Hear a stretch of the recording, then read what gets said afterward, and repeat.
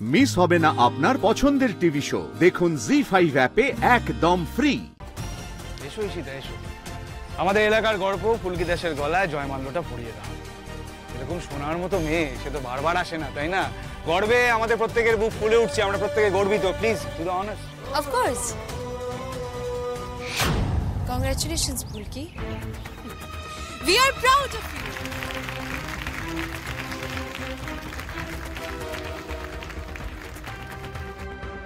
সান্যাল বলছেন না যে আপনার বক্সিং ক্যারিয়ারে ওনার অনেক অবদান রয়েছে। আপনি কি বলবেন এই বিষয়ে? কি অবদান আছে রুদ্ররূপ বাবুর? শূন্য অবদান।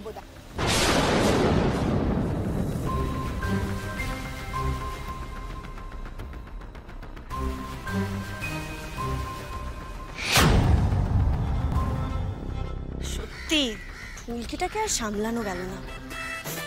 সত্যি কথাটা মুখের ওপর বলতে আমাদের ফুলকি দাসী পারে। একদম ঠিক করেছে পারথী। কত বড় মিথ্যে কথা বলছে ওই রুদ্ররূপ সান্যাল, শুধু নিজের মূর্তি বাঁচানোর জন্য। আসলে বুঝে গেছে তো যে ফুলকির জনপ্রিয়তা বেড়েছে, জনতা উন্নয়ন পার্টি অনায়াসে এই নির্বাচন জিতে যাবে। আপনিও কিছু কম জান না, বোনেরই তো দিদি। কি বলবো বৌদি? আমি যে বক্সার হতে পারবো এটা ভেবেছিলেন আমার স্যার রোহিত রায়চৌধুরী।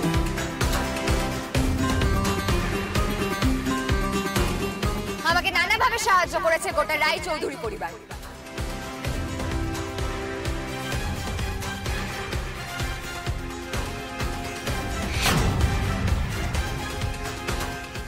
আর অনুশীলনী তৈরি করেছে বাংলার বক্সিং অ্যাসোসিয়েশন।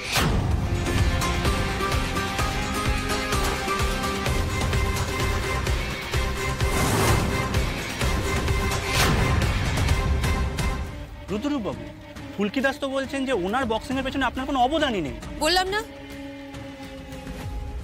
রুদ্ররূপ সান্যাল মানুষের ভালো করার জন্য অনেক কিছুই করে, কিন্তু আড়ালে থাকতে পছন্দ করে। এই যে দেখুন, ফুলকি দাসও জানে না যে রুদ্রদার আসল অবদানটা কোথায়।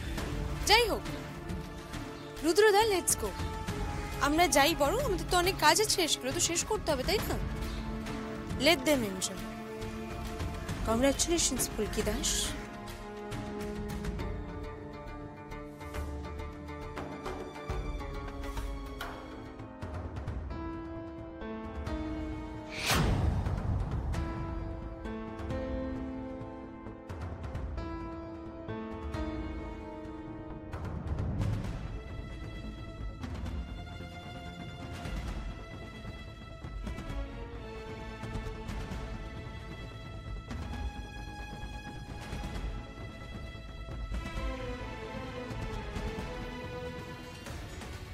আমাদের মান রাখলো কে?